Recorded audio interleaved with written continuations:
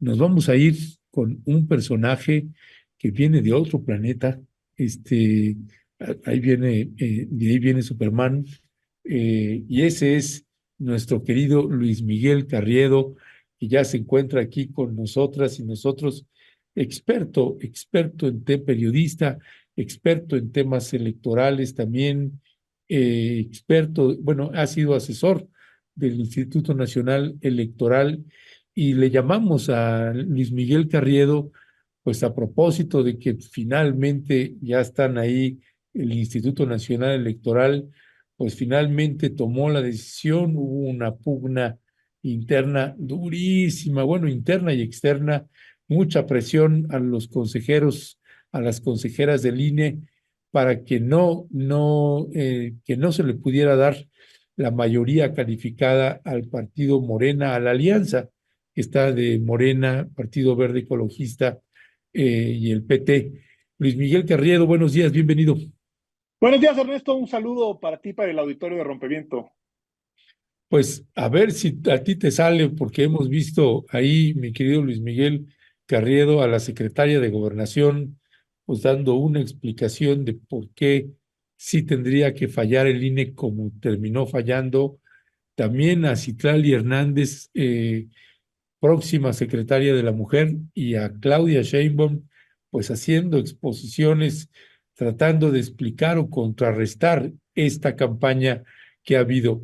Finalmente, te preguntaría, y ahorita le vamos a pasar la tabla de cómo ¿Cómo precisamente queda? cómo quedó el Congreso, pero te preguntaría sobre esto también, ¿hizo el INE lo correcto? Eh, ¿Se apegó a los estatutos? Sí, se apegó a los criterios que había dispuesto para interpretar el artículo 54 constitucional en diciembre. Es decir, el INE está siendo consecuente en la Comisión de Prerrogativas y Partidos Políticos. Todavía falta el Consejo General. Es importante esto. Es decir, la comisión son 5 integrantes. Es muy probable que, pues, digamos, con un voto más ya se quedaría ratificado este criterio, pero falta el Consejo General y falta el Tribunal. Yo creo que se hace lo correcto o hace una, más allá del debate si es bueno o malo este modelo constitucional que tenemos, el INE desde 2007 ha hecho la interpretación, que ahí está la nuez de este debate, ha hecho la interpretación de asignar o de calcular la sobrerepresentación eh, por partido político. Y la oposición ahora dice, y un grupo de analistas, ex consejeros, dicen, no, deberían interpretarlo en 2024 por coalición. Es decir, la Constitución señala que los partidos políticos, no es posible en un modelo mixto, en donde 300 distritos se ganan, el que tiene más votos, esos no se reparten por la proporción de votos que tuvo cada partido en el distrito, sino el que tiene un voto más se queda con toda la representación del distrito. Y por eso le llaman dominante mayoritario al modelo mixto, es decir, 300 de los 500 diputados no se reparten proporcionalmente a la votación que hubo por los partidos, sino se reparten el que tuvo en ese distrito un voto más, se lo queda. Y otra parte sí es así, sí es proporcional, que son los 200 famosos pluris. Ahí se reparte proporcionalmente, si tuviste el 20% de la votación, pues te tocan el 20% de esas diputaciones, y la Constitución establece en su artículo 54 que puede tener cada partido político hasta 8 puntos porcentuales de sobrerepresentación. ¿Esto qué significa? Que si tienes en total ya todos los votos que se depositaron por una fuerza política en específica, tuviste el 40% de los votos, pues puedes tener hasta el 48% de la Cámara, eh, pero por partido. ¿Cuál es el debate que dice la oposición? Suma todos los votos que tuvieron, porcentajes de votos que tuvieron los partidos coaligados, y entonces aplica ese 8% de sobrerepresentación al conjunto de la coalición. Dicho de otra manera, sobrerepresentación va a haber, ha habido siempre. ¿Por qué? Porque así lo marca la Constitución. Con el modelo que pide la oposición, habría sobrerepresentación hasta del 8% empaquetando en coalición, y con lo que resuelve el INE resuelve tal y como ha resuelto desde 2007 para acá, que es cuando en una reforma constitucional se dijo que cuando vamos a las urnas, votamos por un candidato que va coaligado. Por ejemplo, pues, es la misma persona que aparece en la boleta, pero ese candidato tú puedes tachar, si son tres partidos que lo postulan, puedes tachar a los tres, puedes tachar a uno, puedes tachar a dos, para poder definir qué votos le tocan a cada partido, más allá del candidato que gana el distrito. Entonces, sí hace lo correcto en cuanto a ser consecuente con los criterios previos. Es válido el debate teórico, político, de necesidad de repensar la reforma. De hecho, la reforma constitucional que había planteado el presidente López Obrador, el famoso Plan A, pedía cambiar la forma y decir, vámonos a una proporcionalidad pura. Con todos los debates que hubo en aquel Plan A, lo que decía era el porcentaje de votos, así que se reparta sobre el porcentaje de votos las diputaciones, y pedía que fueran 300. No prosperó esa reforma, hay otros modelos, etcétera. Pero las reglas que desde 2007 se han aplicado y que vienen de una base constitucional, que esa está desde 1996, en donde dice la Constitución, cada partido político puede tener hasta 8% de sobrerepresentación, no se viola con lo que ha resuelto la Comisión de Prerrogativas y Partidos Políticos. Y para tratar de explicar, voy a tratar de hacerlo como en una secuencia muy rápida, porque es un tema tan enredado en lo técnico que Sí, por sí. eso se ha prestado a este debate. Lo diré de la siguiente manera. En 1996, la Constitución, esta reforma que muchos han dicho, no, es la reforma definitiva, la que dio la transición a la democracia. Bueno, pues entonces el PRI tenía mayorías y dijeron, vamos a hacer una regla para abrir a la pluralidad. Bueno, abría la pluralidad, pero no tanto, porque dijeron, denme un empujoncito al que tenga más votos, al partido que tenga más votos, de hasta 8% poder estar sobre representado en esos votos. Es decir, si tienes el 40% de los votos, puedes tener hasta 48% de la Cámara. Eso sobre representación, sí, está en la Constitución desde 1996. Antes era mucho mayor. En 96 se puso 8% por partido. Pero en 96 y hasta el año 2000, cuando iban coaliciones juntas, participaban en un solo emblema, es decir, uno iba a votar y aparecía un emblema con un logotipo de coalición. Entonces, ¿por qué partido estabas votando? Por la coalición. ¿Y cómo se separaban los votos antes del 2007? Ahí sí se calculaba. ¿Por qué se calculaba esta regla y por qué ahora dicen hay que interpretar que esa regla surgió cuando las coaliciones eran como si fueran un partido?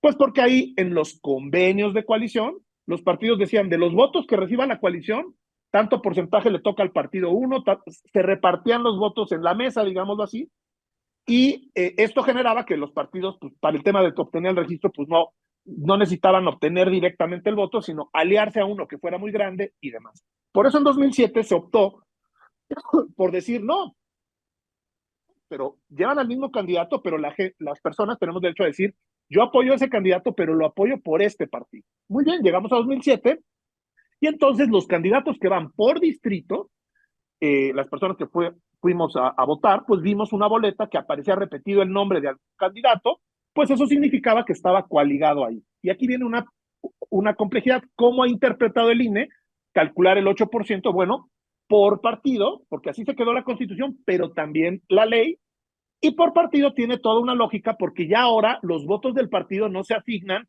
en un convenio. Los votos del partido son los que cada elector dice, yo voto por este candidato, incluso puede ser un candidato militante, no sé, del Verde, pero como va coaligado por Morena, puede ganar un candidato militante del Verde o del PT, pero la gente dijo, yo apoyo a ese candidato, pero lo apoyo por Morena de la coalición, aunque él sea militante del otro partido. Pero entonces, ¿qué es lo que ocurre? Ocurre que el INE interpreta en 2007, está bien, es por partido, así dice la Constitución, así dice la ley, y además para eso se están separando los votos, y voy a calcular la sobrerepresentación por partido, que en 2009 así se aplicó, en 2012 así se aplicó, en 2015 así se aplicó, en 2018 así se aplicó, y en 2021 así se aplicó. Esto generaba un fenómeno que en 2015, por ejemplo, Pablo Gómez entonces decía, es que se están metiendo en los coaligados, se disfrazan como militantes de un partido. En el convenio de coalición, el partido dice, si gano este distrito en el que vamos juntos los tres, asígnaselo a tal partido, sin importar en cuál militaba, que es lo que decía ahora. Y entonces decía, no, pues en aquel entonces decía, son diputaciones sandía, porque son verdes por fuera, rojas por dentro, porque eran... Entonces el INE resolvió que para que no, para evitar esta situación de que se presentaran como militantes de un partido y de otro, ya el tribunal ha dicho que sí pueden postular, aunque sean de otro partido, en la coalición eh, eh, a un candidato, porque es una coalición.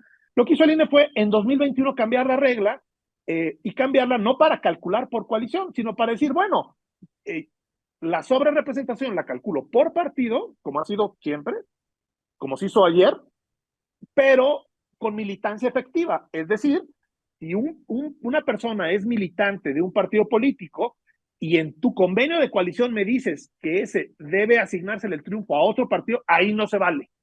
Esa es la única regla que cambió en 2021. Y en 2021, un grupo de consejeros, por ejemplo, el caso de Ciro Murayama, que él sí planteó esto que están planteando ahora, esto de que sea por coalición, él sí lo planteó, pero hasta 2021. Los años anteriores no. Y en 2021 no prosperó, perdió esa posición. Ganó la posición de que solamente se adicionara como criterio esto de la militancia efectiva para el cálculo de la sobrerepresentación. El efecto práctico de esta regla de sobrerepresentación, pues es que el porcentaje de votación siempre, cuando se refleja en la Cámara, tiene mayor porcentaje de curules para los partidos que tienen más votos. Y así benefició al PAN, al PRI, a Morena en 2018, y así lo votaron, y así lo ha validado el tribunal, lo ha validado el propio Consejo General, y la única vez que modificó un criterio fue en 2021, pero no para calcular por coalición, sino el criterio fue para calcular por partido, pero evitar que alguien que fuera formalmente militante o dirigente de otro dijera, este triunfo es del partido A, pues si tú eres dirigente y militante del B, se lo cargo al B. Fue la única regla, militancia efectiva. Llegamos a la elección en diciembre del año pasado, el INE volvió a discutir ese acuerdo donde se pudiera haber modificado el criterio, es decir, antes del partido, déjenme decirlo así, que ese había sido el argumento, por ejemplo, de Murayama en 2021, él dijo claramente, me equivoqué, así, en la sesión de 2021, no dimensionamos como INE que esta sobrerepresentación se iba a disparar mucho si no se ponían algunos diques, y creo que ahora debe ser por coalición, pero además dijo, y eso es importante, y lo estoy poniendo ahora, estamos hablando de 2021, antes de la elección, porque es el momento procesal. Si no, ya no se puede hacer, eso fue un argumento, cuando es la asignación de diputaciones. Es decir, antes de que sea la elección, que se discute el criterio, se discutió cambiarse en 2021, no prosperó el tema de coalición en 2021, se quedó el cálculo por partido como se había hecho siempre, y sí prosperó adicionarle esto de, para evitar que se disfracen y que haya cachirules, pongámoslo de militancia efectiva. Que aquí lo discutimos en Rompeviento, yo decía que eso pues era medio inocuo porque pues ya simplemente renuncian a la militancia, y fue mucho debate en 2021 porque esa regla la estaban proponiendo faltando 2 días para, ya cuando era el cierre, pues parecía una regla como a modo, y ahora pues otra vez se cambia con otro criterio el debate. Entonces, ¿qué es lo que ocurre? Ocurre que el INE vuelve a discutir ya con otra conformación de consejeros y consejeras, discute en diciembre del año pasado, ahora qué regla va a aplicar, si la misma de siempre, y queda lo mismo de 2021, se aprueba lo mismo en sustancia de 2021, es decir, calcular la sobrerepresentación por partido y no por coalición. Y ese era el momento, tomando en cuenta lo que se había discutido antes, el momento oportuno, dicho por el propio Murayama, que fue su argumentación en 2021. Es que todas las otras veces lo voté porque el debate surgió ya cuando era la asignación. Y ahora lo estoy haciendo antes de, bueno, el antes de pasó en diciembre del año pasado, y la regla que fue impugnada y que el tribunal resolvió y ratificó como estaba, se quedó así. Vamos a calcular por partido. O sea, tú tienes 40% de los votos, partido 1 tienes derecho a 48% de las curules, partido 2, partido 3. Entonces, el debate público que se ha dado ahora es decir, bueno, es que si asumes como una sola fuerza política homogénea a los 3 partidos coaligados, entonces la sobrerepresentación es mucho más del 8%, porque es una matemática, es decir, para decirlo en español, quítale el 8%, el 16%, son 3 partidos coaligados, calcula un bloque como si fuera uno solo, quítale el 16% de los votos, que el efecto práctico es que no tuviese mayoría calificada ese bloque de partidos sumado, porque nadie, ningún partido tiene por sí solo más de 300 diputaciones, eso también es una regla constitucional.